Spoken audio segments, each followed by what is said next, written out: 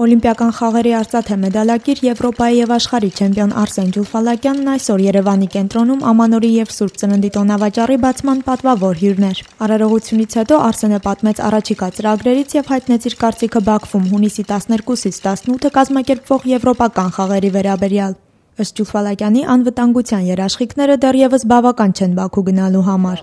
Առաջինը մեկ այլ բան է անվտանգության ապահովումը, մեկ այլ բան է նպաստավոր պայմաններ ստեղծելը, որ մարզիկները կարողանան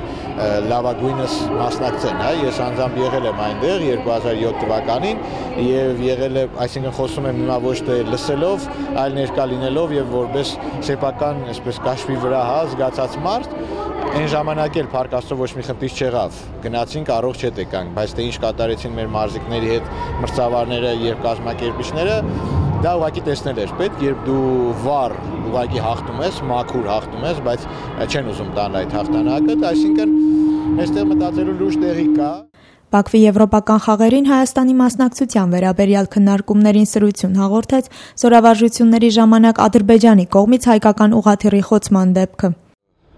Մի քիչ կարող է կոպիտ հնչի, բայց քաղաքակիրթ չեմ համարում այն մարդկանց, ովքեր իրենց իրավունք են վերապահում հրաման տալ կործանել չզինված ուղղաթիռ։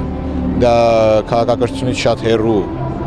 գործողություն է։ Հայըմբիշը մտահոգություն հայտնեց, որ Բաքվի երաշխիքները ստանալուց հետո չմասնակցելը գուցեև վատ անդրադառնա Հայաստանի վարկանիշի վրա։ Եթե ոչ մի կերպ բացասական չի ազդի մեր սպորտին, օլիմպիական մարզաձևերին, կարծում եմ ինչ որտեղ անմիտ է անիմաստ է շատ մարզիկներով այնտեղ ներկա գտնվելը, որովհետև կրկնում եմ, հաստատ չեն թույլ տալու շատ մարզիկ կամ նույնիսկ 1-2-ին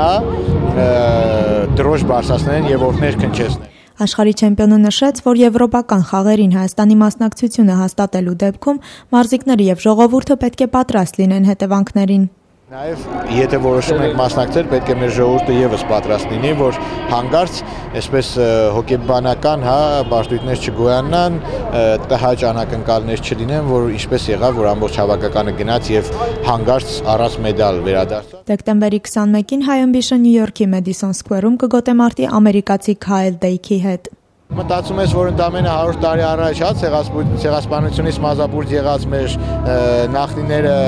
Նյու Յորք էին գնում որպես գաղթականներ, փախստականներ կամ ցեղասպանության այսպես չակերտավոր մնացորդներ, եւ Նյու Յորքը նրանց